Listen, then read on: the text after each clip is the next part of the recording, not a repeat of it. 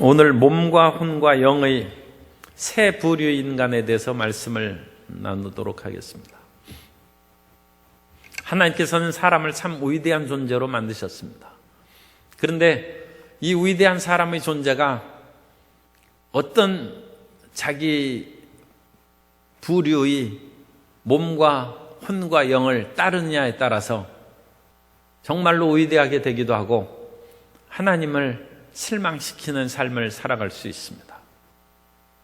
우리 모든 사람은 하나님께서 영광을 받으시는 그런 존재가 되어야 될 줄로 믿습니다.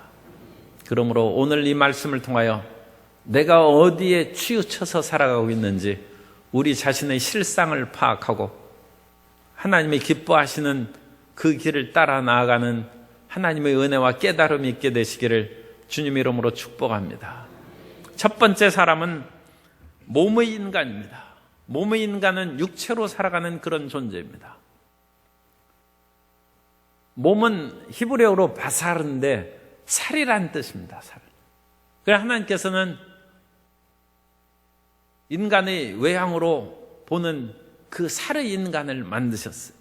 창세기 2장 21절에 보면 야훼 하나님이 아담을 깊이 잠들게 하시니 잠들매 그가 그 갈빗대 하나를 취하고 살로 대신 채우시고, 그래서 살입니다. 여기 갈빗대는 우리가 안 보이죠. 그래서 인간은 살의 존재입니다. 속에는 뼈가 있을지라도 다 살로 채우고 살이 드러나는 그런 존재입니다. 그래서 그 살은 인간을 외향으로 드러내는 그런 모습이 됩니다. 그래서 살이 부드럽고 아름다울 수도 있고 그 살이 거칠고 낡고 추하게 될 수도 있습니다. 그러므로 우리의 이 외부의 모습이 상당히 중요하긴 하지만 그것은 살이라는 것을 우리가 잊지 말아야 됩니다. 세상의 모든 동물들은 살로 표현되죠. 고양이는 고양이의 모습을 갖고, 사슴은 사슴의 모습을 갖고, 호랑이는 호랑이의 그런 모습이 그 외부의 살로 드러나는 것입니다. 그런데 성경은 육에서 난 것은 육이요 영으로 난 것은 영이라고 말씀합니다. 그러므로 우리가 육신의 살로 살아가는 것은 육으로 살아가는 것입니다. 그리고 그것은 육으로 살아가는 것은 하나님의 나라를 혈과 육은 유업으로 받을 수 없다고 하심으로써 비록 외향적으로는 우리는 살의 존재이지만 그것을 쫓아서 살아가는 그 존재가 되어서는 상당히 문제가 된다는 것입니다. 육체는 끊임없이 낡아지고 병들고 늙고 죽습니다. 그래서 욥은 육체로 태어난 것을 탄식하는 얘기도 합니다. 천사들은 육의 존재가 아니라 영의 존재이기 때문에 생로병사가 없습니다. 나고 죽는 것이 없고 천사들은 늙고 병드는 것도 없습니다. 그러니까 우리는 육체의 존재로서 이와 같은 생로병사를 계속하지만 그것은 별로 바람직한 것이 아니라는 것을 우리가 깨달아야 됩니다. 그럼으로써 우리는 육체로 살아가는 것을 우리 자신이 잘 파악해서 내가 낡아지는 살로 살아가는가, 없어지는 그것으로 인생을 살아가는가, 우리는 그걸 깨달아야 됩니다. 사람이 아무리 그 몸을 가꾸고도 세월이 지나가면 가꾸는데 한계가 있습니다. 사람이 30년, 50년을 살아가면 그 살이 어린아이 살과 같을 수는 없습니다. 아무리 그것을 여러 가지로 만회시키려고 온갖 좋은 음식을 먹고 피부 마사지를 하고 오이 마사지를 하고 좋은 크림을 바르고 그래도 어찌 그것이 3살 사람의 피부처럼 그것을 만들 수 있겠습니까? 살은 한계가 있는 것입니다. 그러다가 인생은 그 살로 결국은 낡아져서 흙으로 돌아가는 그 일이 있는데, 시편 90편 9절 이하에 보면 우리의 모든 날은 주의 분노 중에 지나가며 우리의 평생이 순식간에 다하였나이다. 우리의 연수가 70이요 강건하면 80이라도 그 연수의 자랑이 수고와 슬픔뿐이요 신속히 가니 우리가 날아가나이다. 육체는 그러니까 허무한 것이죠. 사람이 살면 70이요 강건하면 80이라고 했는데 요즘에는 이제 뭐 그것이 1, 20년 늘어나서 80 살고 90 요새까지 살고 100세 시대라고 그와 같이 얘기합니다. 그러나 인생이 100세를 산다 할지라도 인류의 역사에 비하면 그것은 순식간에 지나가는 시점에 불과하고, 사람이 오랜 수십 년을 살아도 지나놓고 보면 그 수십 년은 순식간에 지나가고 만 것입니다. 그러므로 이 모든 살의 삶은, 육체의 삶은, 몸의 삶은 부질없는 것입니다. 그러므로 이사야 40장 6절 이하에서 말씀합니다. 말하는 자의 소리여 이르되 외치라. 대답하되 내가 무엇이라 외치리까 하니 이르되 모든 육체는 풀이요 그의 모든 아름다움은 들의 꽃과 같으니 풀은 마르고 꽃이 시들면 야훼의 기운이 그 위에 불미라. 이 백성은 실로 풀이로다. 풀은 마르고 꽃은 시드나 우리 하나님의 말씀은 영원히 서리라 하라. 인생은 풀과 같고 그 모든 영화가 풀의 꽃과 같다는 것입니다. 18세기 영국의 개관 시인인 워즈워드가 초원의 빛이라는 그런 시를 썼습니다. 아마 이것은 이사야의 읽은 말씀을 갖고 거기에서 토대로 해서 쓰지 않았는가 그런 생각을 해보게 됩니다. 우리가 아는 초원의 빛을 보면 초원의 빛이여 그 빛 빛날 때 그대 영광의 빛 얻기를, 한때는 그토록 찬란했던 빛이었건만 이제는 덧없이 사라져 돌이킬 길 없는 초원의 빛이여 꽃의 영광이여. 낭만파의 시인이 얘기한 것처럼 인생의 아름다움은 초원의 빛입니다. 풀의, 그러니까 풀의 빛이에요. 풀빛. 풀빛이 아무리 지금 연한 초록색 풀빛이 일어나서 그것이 아름답고 정말 이와 같이 부드럽고 아름다운 색이 어디 있는가 해도 한두 달 지나면 짙 푸른색으로 바뀌고 몇 달 지나면 그것은 누런색으로 시들어 말라버리고, 작은 꽃이 지금 제석산에 이런 들기에 많이 피어 있습니다. 얼마나 그 작은 꽃이 빨갛고 노랗고 아름다운지 말할 수 없습니다. 그런데 그것은 며칠 지나면 떨어져 버리고 시들어 버리는 꽃의 영광인 것입니다. 그러므로 우리의 모든 인생을 육의 삶의 토대를 두고 살아가면 풀과 같고 풀의 꽃과 같은 허무에 시달리게 됩니다. 그러므로 우리는 육의 사람으로 살아가지 말아야 됩니다. 사람이 육의 아름다움이 있을 때 그것을 뒤대로 해서 오히려 하나님에 대한 믿음의 세계로 전진해 나아가야 될 줄로 믿습니다.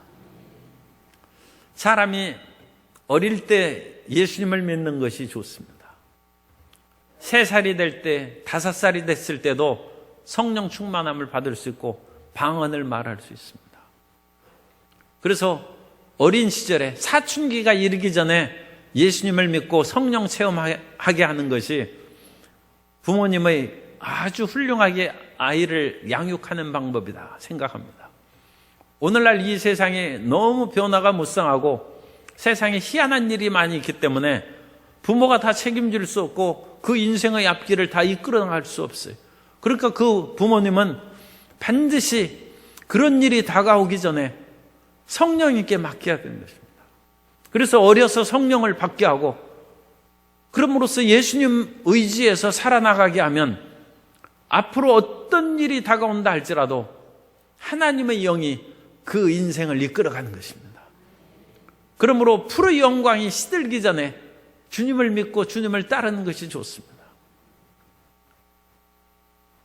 오늘날 100세 시대가 되어서 사람들이 이제 자연적으로 처음 결혼했던 사람들이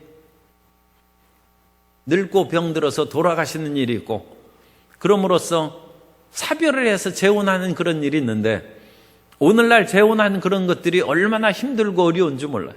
그런데 어떤 그 신문에 보니까 초등학교 그 동창을 만나가지고 그 60대 분이 결혼을 했어요.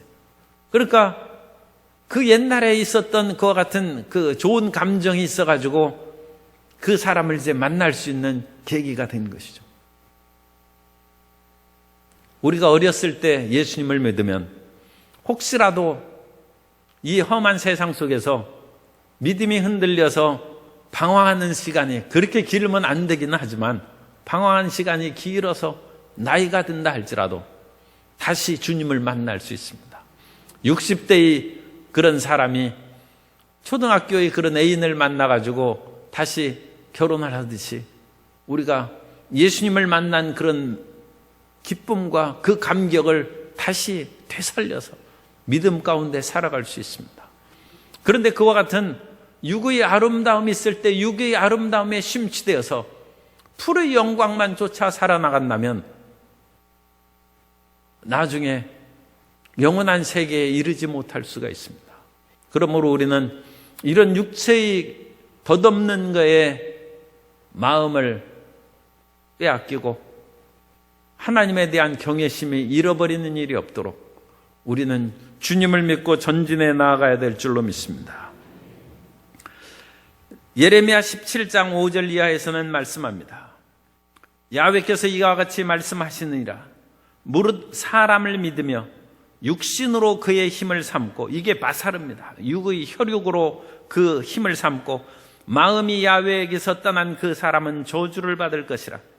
그는 사막의 떨기나무 같아서 좋은 일이 오는 것을 보지 못하고 광야 간주한 곳, 건건한 땅, 사람이 살지 않는 땅에 살리라. 그래서 이 육의 인간은 몰락하는 인간을 상징합니다. 육체는 몰락해서 사라져버리지 않습니까? 그러니까 이 육체에 인해서 청춘의 아름다움을 너무 자만할 것도 없고 세월이 지나서 육신의 연약함이 있어서 너무 절망할 까닭이 없어요. 육은 몰락하는 인간의 특징이기 때문입니다. 육을 붙잡고 영원한 삶을 살아갈 수는 없습니다. 그러면 육의 삶이 약해지고 변화되기 전에 우리는 다음 단계로 들어가야 됩니다. 그것이 두 번째, 혼의 인간으로 발전해서 살아가는 것입니다. 사람은 교육과 사색을 통하여 혼의 인간으로 변화됩니다. 이 혼이라는 것은 네페시라는 그 히브리어를 사용하는데 원래 인간은 혼의 인간입니다. 하나님께서 사람을 흙으로 지으시고 그 코에 생기를 불어넣으시니 사람이 생명이 되었다. 살아있는 영이 되었다. 그런데 그 생영은 사실은 생혼입니다. 살아있는 혼이 되었다. 그래서 인간은 혼적인 존재입니다. 그 생명이라는 그 영을 네페시를 그와 같이 번역하는 것입니다. 사람은 그러므로 혼으로 살아가는 것입니다. 혼으로. 그런데 이 혼이라는 것은 우리의 감정과 생각과 모든 것을 하는 주체를 말합니다. 그러므로 육체처럼 처음에는 힘있고 아름답게 됐다가 나중에 낡아지는 그거와는 달리 이것은 우리의 생각이요, 우리의 사상이요, 우리의 인격으로 변화되는 것입니다. 그래서 그 네페시는 또한 우리의 마음의 욕망을 상징하게 돼요. 그래서 네페시가 사람의 욕심입니다. 성경에 보면 이사야 5장 14절에 그러므로 스올이 욕심을 크게 내어 한량없이 그 입을 벌린즉 그들의 호화로움과 그들의 많은 무리와 그들의 떠드는 것과 그 중에서 즐거워하는 자가 거기에 빠질 것이라. 그래서 스올이 욕심을 크게 내어, 그 욕심이라는 단어라고 번역했는데 이 욕심이 혼이라는 네페시로 되어 있습니다. 그래서 스올이 목구멍을 크게 열어가지고 거기에서 사람을 삼키고 빠뜨린다는 것입니다. 사람이 목구멍으로 음식을 먹죠. 그것을 삼키고 그것을 인하여 생명의 힘을 얻습니다. 그래서 혼은 우리의 욕망을 뜻합니다.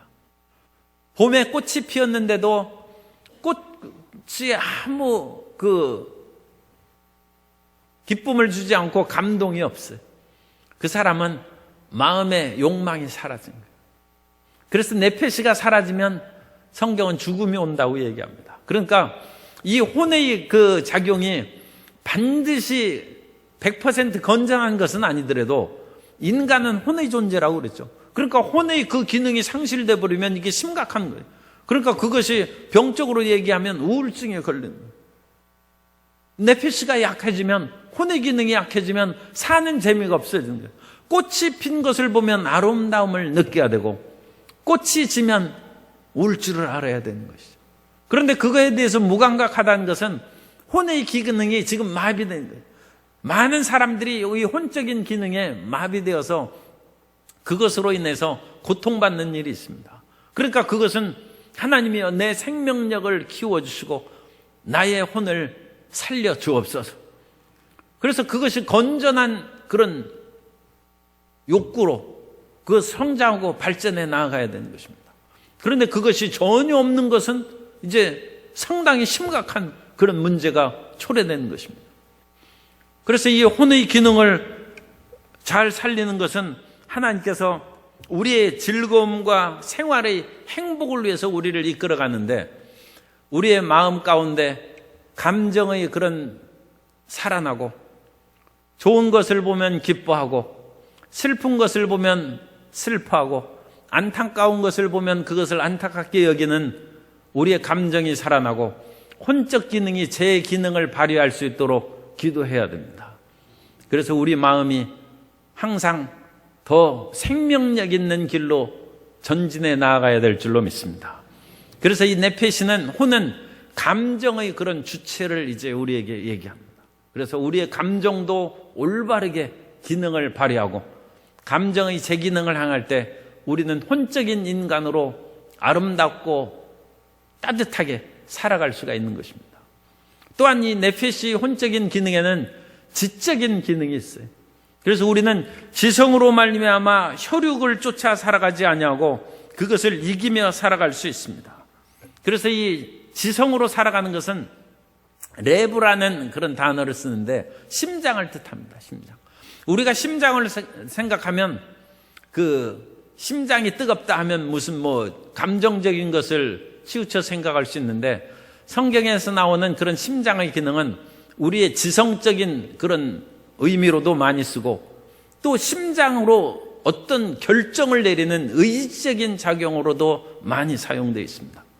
그래서 우리의 혼적 기능에 내부의 그런 심장의 기능을 통해서 우리는 지적인 욕구를 추구해 나아가고 우리가 여러 가지 사실을 많이 알므로써 육체에 빠지지 않는 그런 사람으로 살아나갈 수 있습니다. 사람이 지적인 그 모든 것을 통해서 자유함을 얻을 수 있습니다. 우리가 시저에 대한 그런 그 이야기는 잘 알고 있습니다만, 그 시저가 이집트를 정복해 나갔을 때 그때 이제 클레오파트라 7세가 이제 그 나라를 여왕으로 다스리고 있었는데 시저가 이제 갑자기 죽었습니다. 그러자 그 다음에 시저 이후에 제2 삼두 정치가 일어나서 옥타비아누스와 안토니우스가 이제 서로 경쟁을 하는데, 이 옥타비아누스는 야망이 있는 사람이에요. 자기가 반드시 황제가 되기 위해서 그 당시 가장 용맹스러운 장군은 안토니우스입니다. 그래서 안토니우스를 자기가 자기 사람으로 만들려고 누이를 시제 보냈어요. 옥타비아를 시제 불러냈어요. 그런데 옥타비아가 8등신의 미녀였다고 합니다. 그래서 안토니우스가 그 옥타비아에게 반할 만도 했는데, 이 옥타비아가 이집트 정복에 나갔을 때 클레오파트라를 본 거예요. 이제 시저는 죽고 클레오파트라가 혼자 남았을 때, 이 클레오파트라는 한 160 정도밖에 안 되는 작은 키에다가, 물론 여성이 160이 되면 뭐 그렇게 작다고는 할 수 없지만 서양 사람으로 보면 뭐 큰 키는 아니죠. 거기에다가 비록 혈통은 헬라인의 피가 흐르고 있었습니다만 아프리카의 그런 이집트에 살아갔기 때문에 피부도 그와 같이 백옥같이 옥타비아처럼 희고 이쁜 그런 피부가 아니었다고 합니다. 그런데 이 옥타비아가 클레오파트라를 못 이기고 안토니우스의 마음을 사로잡지 못했어요. 그것은 클레오파트라가 말재주가 아주 뛰어났대. 그리고 동서고금의 그런 여러 가지 해박한 지식이 얼마나 풍부했던지 클레오파트라가 안토니오스하고 한번 만나서 얘기하면 안토니오스가 클레오파트라의 그런 말에 빠져들어갔다. 그러므로 살에 있어서 육체의 바사리에 있어서는 클레오파트라가 아마 옥타비아보다 덜 예뻤던 것 같아요. 그런데 혼의 기능에 있어서 그 마음의 지적인 그런 능력에 있어서는 클레오파트라가 옥타비아의 마음을 사로잡아. 그래서 결국은 옥타비아가 안토니우스가 클레오파트라와 함께 지냄으로써 안토니우스가 로마를 배반하고 이집트의 편이 되었다는 그런 이제 루머가 돌고 결국은 그것으로 인하여 민심을 잃어버리고 전쟁에서 패하는 일이 생겨서 안토니우스가 역사에서 이제 사라지게 됩니다만, 사람은 지적인 능력을 키워야 됩니다. 사람이 외부의 그런 그 살의 그런 피부가 원래부터 피부가 희게 태어난 사람도 있고 좀 까무잡잡하게 태어난 사람도 있는데, 이 까무잡잡하게 태어난 그 피부를 모르겠어요. 좀 그 좋은 그런 크림을 바르면 하얗게 되는지 몰라도 옛날에 인순 씨가 얘기한 것을 보면 검은 피부를 아무리 그렇게 수세미로 닦아도 피는 나와도 피부는 하얘지지 않는다고 그랬어요. 그러므로 사람이 육체의 일에는 자기 실력으로 그것을 바꿀 수 없어요. 사람이 키가 160으로 한 사람과 180, 우리 어떤 목회자는 키가 180이 넘는데 무엇을 먹었느냐 하니까 집이 가난해서 국수밖에 먹은 것이 없다. 그럼 국수 먹으면 180으로 크나요? 그런데 어떤 사람은 정반대, 너무 가난해서 국수만 먹어서 키가 160이라는 사람도 있어요. 그러니까 그건 자기 마음대로 못하는 것이죠. 그런데 우리가 할 수 있는 그것은 지성을 기르는 거예요. 우리의 내부의 기능을 그것을 확대시켜가지고 클레오파트라가 지적으로 대화에 의해서 안토니우스의 마음을 사로잡은 것처럼 우리는 지적 능력의 사람이 되면 이 세상에서 더 인정받고 유익한 사람으로 살아갈 수 있습니다. 그것이 우리의 육체의 한계를 극복해서 나아가는 길입니다. 시인 김영랑은 모란이 피기까지는 이제 그 노래를 했는데, 모란이 피는 것은 육의 세계입니다. 그래서 모란이 피는 것은 그건 우리가 피우는 것이 아니라 따뜻한 봄바람이 불고 모란이 지금 피었습니까? 그런데 모란이 5월에 핀다고 되어 있는데 날씨가 더우면 지금 빨리 피었을 것 같아요. 모란이 피기까지는 나는 아직 나의 봄을 기다리고 있을 테요. 모란이 뚝뚝 떨어져 버린 날 나는 비로소 봄을 여인 슬픔에 잠길 테요. 중략하고 모란이 지고 말면 그뿐 내 한 해는 다 가고 마라. 360날 한양 섭섭해 오옵니다. 모란이 피기까지는 나는 아직 기다리고 있을 테요. 찬란한 슬픔의 봄을. 360날 눈물을 흘리고 모란에 핀 닷새만 기뻐하는 거예요. 이건 육의 세계죠. 육의 세계. 그럼 모란이 항상 피게 해야죠. 모란이 항상 피게 하는 그 아름다움을 맛보기 위해서는 시인 김영랑처럼 모란의 아름다움을 생각하게 하는 이 시를 쓰는 것이죠. 시를 쓰는 것이죠. 모란의 꽃이 질지라도 모란 꽃을 수놓아서 360날 그것을 바라봐야 되죠. 그건 예술의 세계입니다. 사람은 육의 세계로 끝나서는 안 됩니다. 사람은 지성의 세계로 나아가서 자기의 지적인 능력을 갈고 닦든지 예술의 세계로 나아가서 육의 한계를 극복하는 것입니다. 사람이 육의 세계로는 다른 사람의 마음을 사로잡지 못한다 할지라도 피아노를 치면 그 사람이 다른 사람의 마음을 사로잡을 수 있습니다. 베토벤은 우리가 악성이라고 부르면서 이렇게 보니까 그 인상 그런 것도 참 멋있게 보여요. 그런데 어느 면으로 보면 베트남은 그 베토벤은 별로 잘생긴 얼굴이 아니고 어떤 면으로 보면 좀 추남처럼 생겼어요. 그런데도 불구하고 사람들이 베토벤을 좋아하는 것은 그는 음악가이기 때문입니다. 음악가도 보통 음악가가 아니죠. 그것은 육체의 한계를 예술의 세계로 극복했기 때문에 그렇습니다. 그러므로 우리는 어린 시절의 자녀에게 예술을 가르치고 학문을 가르쳐서 육의 한계를 벗어나게 해야 됩니다. 오늘날 이 세상은 너무 성형수술이 많고 너무 육체에 매달리는 그런 일이 도같이 나죠. 도같이. 그래서 사람이 자기의 모습을 잃어버립니다. 그리고 육의 세계를 너무 치중하다 보니까 그것은 한계에 다다르면 낙심하고 절망하죠. 어찌 육의 세계가 그것은 살면 70이요 강건하면 80이요 그것은 풀의 꽃과 같은 것인데 어찌 그것을 가르치고 그것을 붙잡고 살아가겠습니까?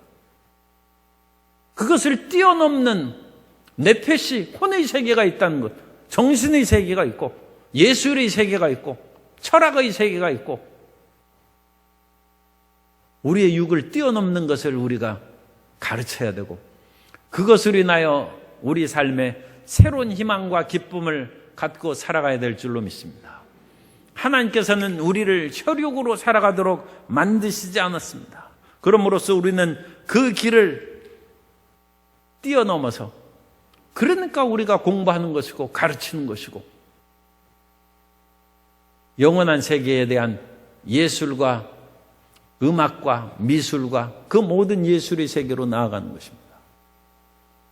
그래서 우리는 혼적인 그런 기능과 능력을 더 개발시키고 함양에 나아감으로써 우리의 인생을 보다 더 장구하게 만드는 하나님의 자녀가 되어야 될 줄로 믿습니다. 그런데 그것보다 더 중요한 세 번째 세계가 있어요. 그건 우리가 아는 것처럼 영의 세계입니다.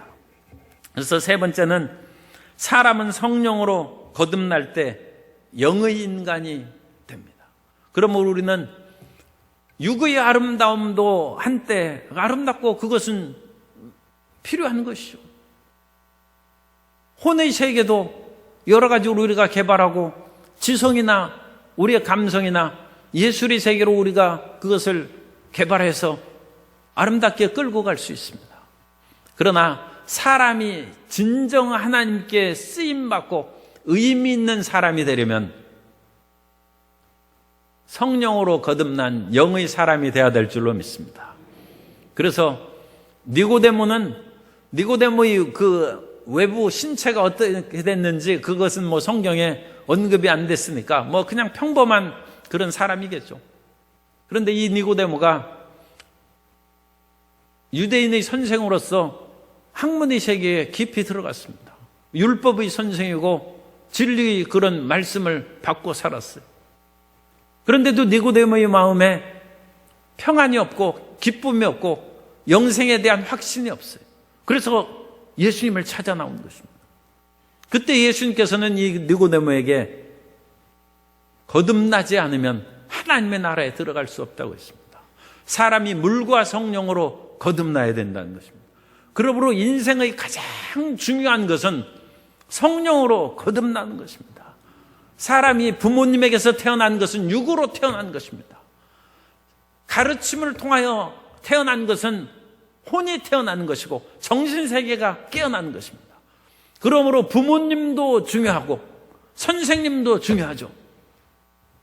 사람이 부모님께로부터 육의 아름다움을 받지 못했다 할지라도 훌륭한 선생님을 만나서 정신세계가 깨어나면 그 사람은 위대한 인생을 살아갈 수 있습니다. 그러나 아무리 정신세계가 깨어나서 위대한 사람이 되어서 존경과 사랑을 받는다 할지라도 성령으로 거듭나지 않으면 영원한 하나님의 나라에는 들어갈 수 없습니다. 영원한 하나님의 나라는 성령으로 말미암아 거듭나는 것입니다.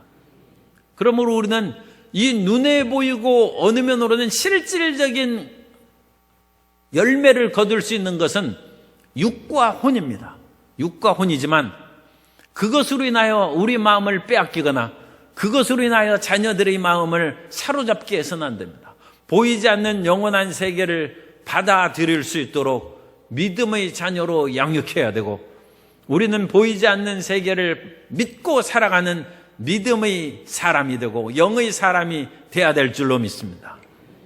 영의 사람이 되어서 살아갈 때는 성령께서 우리에게 임하여 주셔서 진선미의 그런 세계로 우리에게 들어가게 해 주십니다. 하나님의 나라의 세계는 진리와 선함과 아름다움과 거룩함의 세계입니다. 그래서 하나님의 영이 우리에게 다가오면 우리가 성령으로 말미암아 거듭나서 우리가 진리의 세계로 들어가는 것이죠. 하나님 안에서 진리가 들어오는데, 이 진리는 예수님께서 내가 곧 길이요 진리요 생명이라 하는 그런 진리의 말씀입니다. 하나님의 말씀이 진리가 되어서 우리가 이 세상을 살아갈 때 여러 가지 가치관이 있고 또 다양한 그런 가르침을 받아서 살아갈 수 있습니다. 그런데 그런 것은 하나님께서 원하셨던 그런 뜻에 가까울 수도 있지만 진리에 멀 수도 있습니다. 그건 이 세상을 살아가는 길이기 때문입니다. 그러므로 우리는 하나님의 말씀을 읽고 묵상함으로 하나님의 뜻을 알고 하나님의 말씀으로 움켜쥐고 살아가는 진리의 사람이 되어야 될 줄로 믿습니다. 그러므로 그것이 우리 인생의 길이 되고 목표가 되어야 되는 것입니다. 모세는 이스라엘 백성들이 애굽에서 노예로 살아갈 때 애굽에서 이스라엘 백성들을 건져냈어요. 그래서 노예의 상태에서 괴로움을 당할 때 모세가 이끌어내는 것을 보고 사람들은 그건 외적으로 다 보이는 것이죠. 아, 우리에게 자유와 해방을 주었구나 해서 모세를 존경하고 추앙합니다. 그래서 모세는 구약 성경에 나타난 가장 탁월한 하나님의 종이요 일꾼입니다. 그런데 성경에 보면 모세와 같은 위대한 종이 또 한 분이 있는데, 그건 예수님께서 변화산상에 나타났을 때 모세와 엘리야가 나타났죠. 또 하나의 위대한 주의 종은 엘리야입니다. 그러면 엘리야가 한 것을 우리가 성경에서 기억해 보면 엘리야는 그 당시 사람들에게서 영원한 하나님의 세계로 엘리야는 이끌어간 거예요. 아합 시절에 엘리야가 활동을 했는데 아합은 사실 상당히 괜찮은 왕입니다. 오늘날 우리가 경제적인 것이 굉장히 어려워가지고 참 문제가 심각해지고 있습니다만, 이 아합 왕은 국가 경제를 발전시킨 왕입니다.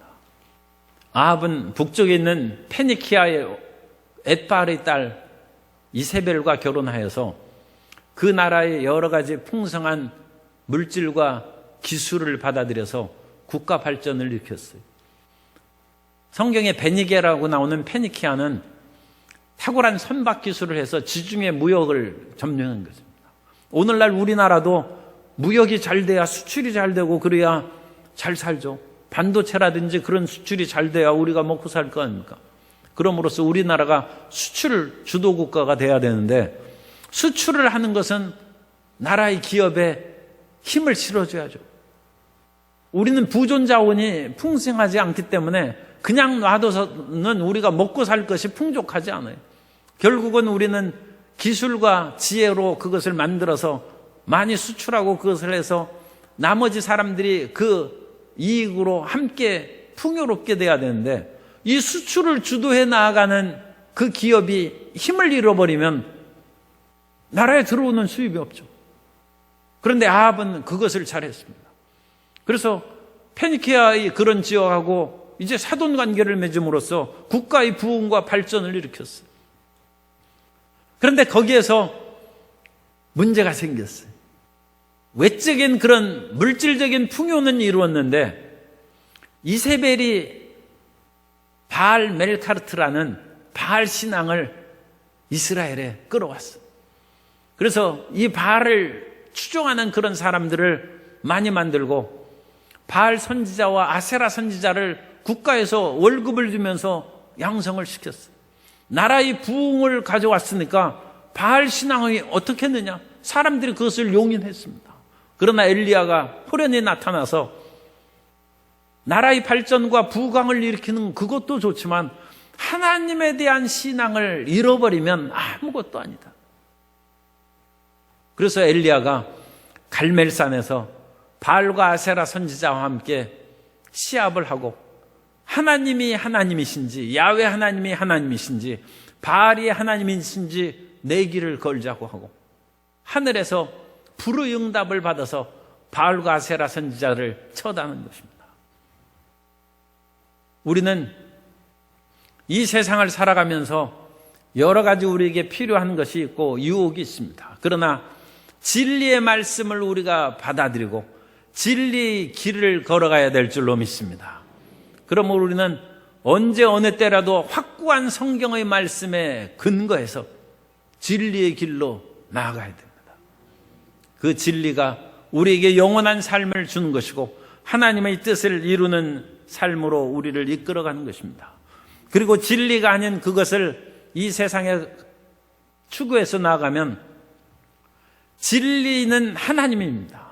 그리고 진리는 예수님께서 곧 내가 진리라고 했죠. 내가 길이요 진리라. 하나님이 없는 세상에서는 무엇이 다가오느냐? 성경에 보면 아담과 하와가 하나님을 떠났을 때 제일 먼저 다가온 것이 두려움입니다. 두려움. 진리가 아닌 것이 우리 마음 가운데 있을 때 다가오는 것이 두려움입니다. 그러므로 성도 여러분이 그것을 가지고 분별하면 됩니다. 내가 진리의 삶을 살아가고 있는가? 말씀을 쫓아 살아가고 있는가? 그것을 생각할 때 마음에 두려움이 있으면 지금 진리가 아닙니다. 마음에 불안과 초조함이 있으면 그건 올바른 것이 아니에요. 그건 일단 우리가 기도해서 마음의 불안함과 두려움을 쫓아내야죠. 마음의 두려움을 가져오는 흑암의 세력은 떠나갈지어다. 그래서 그것을 쫓아내야 되는데 쫓아낸 후에도 계속 두려워요. 그러면 그건 진리가 아닌 것을 지금 붙잡고 있기 때문에 그렇습니다.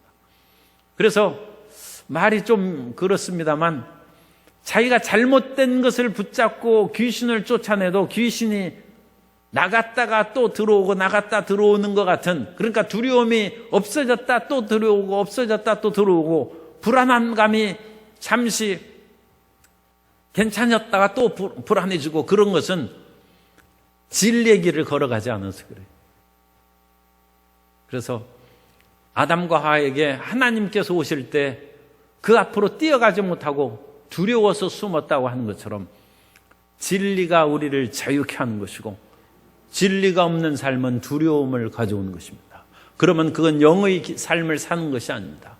영의 길로 걸어감으로써 두려움을 이기고 마음의 담대함과 평안함을 갖는 성도 여러분 되시기를 예수님 이름으로 축원합니다. 그 다음에 주님께서 영의 사람이 되면 선함이 우리에게 가득한 거예요. 진선미를 생각합니다. 이 진선미는 원래 하나님께 있는 것입니다. 선함이 있는 거예요. 그래서 우리 마음 가운데 선함이 가득하면 영의 길로 걸어가는 것입니다. 그런데 미움과 분노와 마음의 온갖 것을 그냥 다 싫어하는 마음이 있으면 그건 선하지 않죠. 아무리 우리가 어떤 것을 추구할지라도 사람들이 미워지고 싫어지고 그러면 그건 선의 길로 가는 것이 아닙니다. 우리 마음이 다른 사람을 보았을 때 다른 사람에게 축복하고 행복하고 저 사람 참 잘 됐으면 좋겠다는 마음이 우리의 선한 마음이죠. 선한 마음이 솟구쳐 오르면 그건 영의 사람이고 영의 길로 걸어가는 것이고 거듭난 사람의 길로 걸어가는 것입니다. 그런데 사람들이 미워지고 사람들에 대한 그런 싫고 피하고 그런 마음이 우리 마음 가운데 하는 것은 내 속에 지금 선이 고갈되어 있는 것입니다. 그것은 우리가 돌이켜서 우리 마음 가운데 모든 사람에 대한 사랑과 평화가 임해야 될 줄로 믿습니다.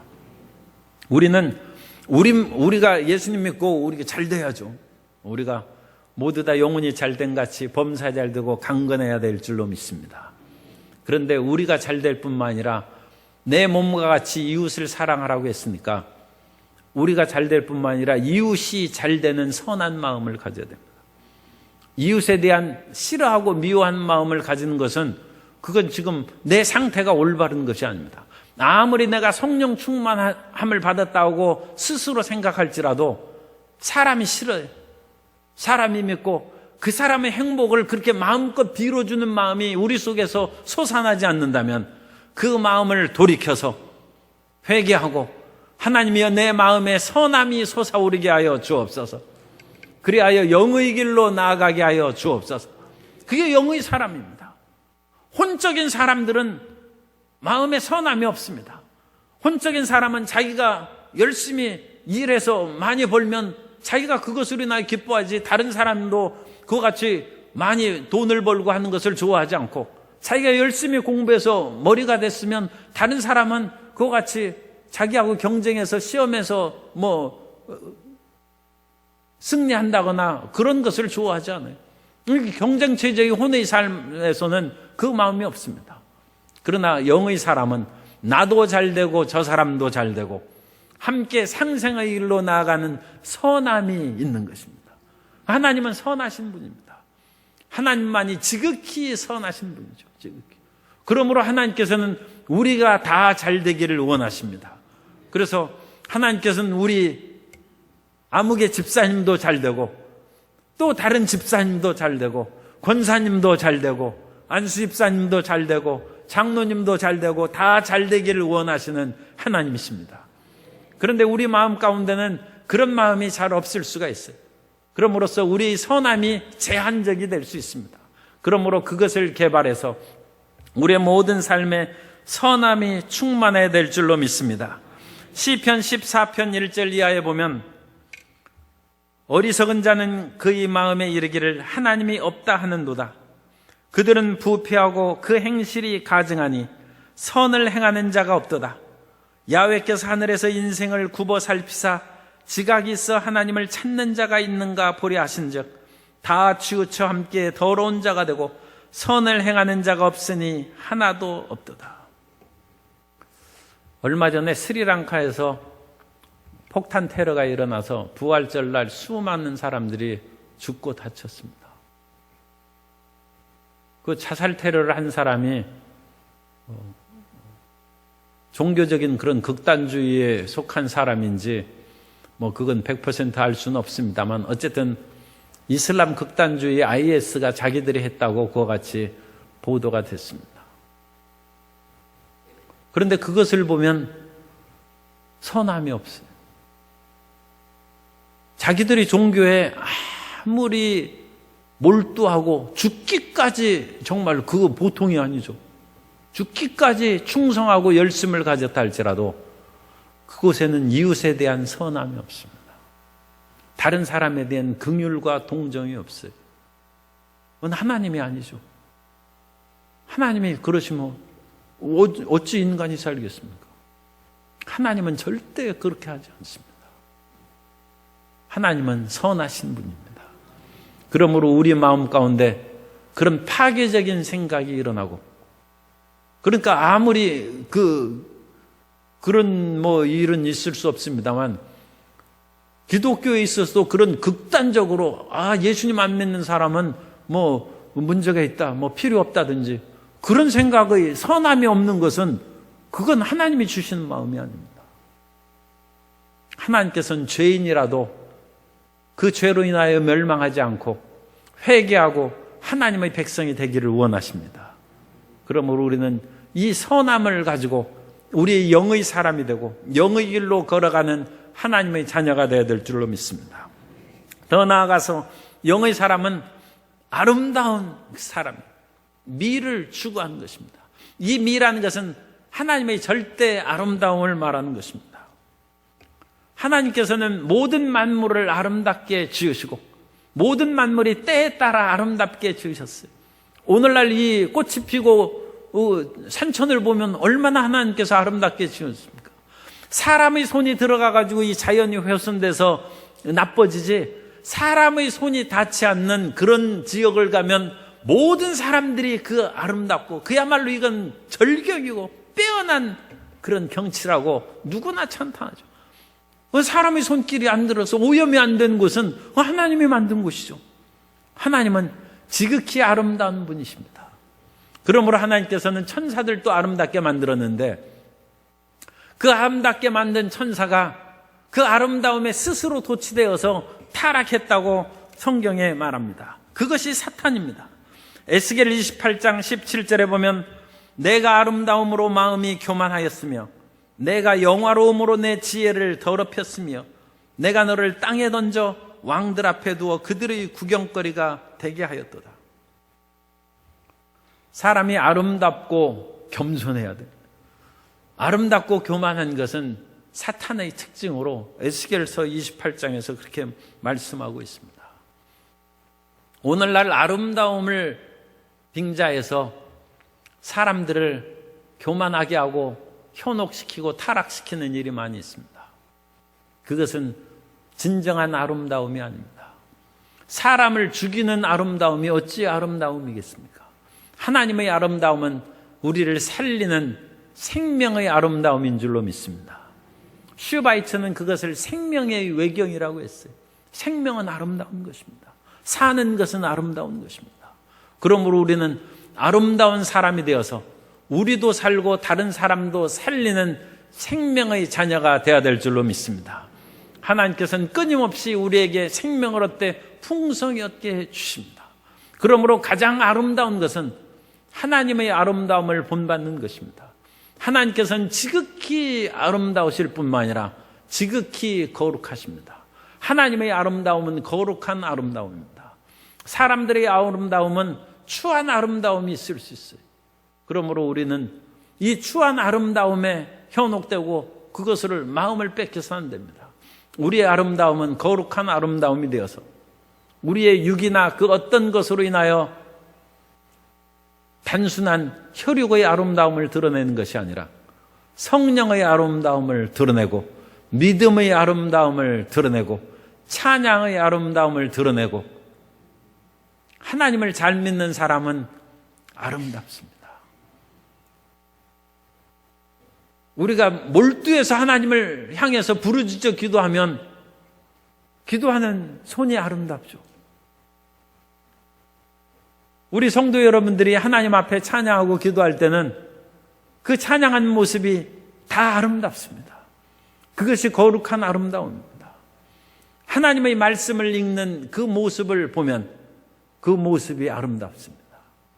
그것이 주님께서 우리에게 주신 아름다움입니다. 그 거룩한 아름다움을 우리 모든 성도님들이 개발하고 그 아름다움이 있다는 것을 긍지로 삼으시기를 바랍니다. 육체의 아름다움이 아름다움이 아닙니다. 육체의 아름다움은 사라져버리는 것입니다.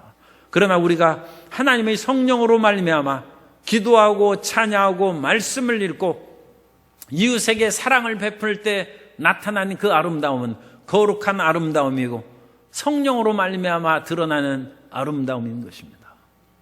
오늘 우리는 어떤 사람인지 우리 자신을 살펴봐야 됩니다.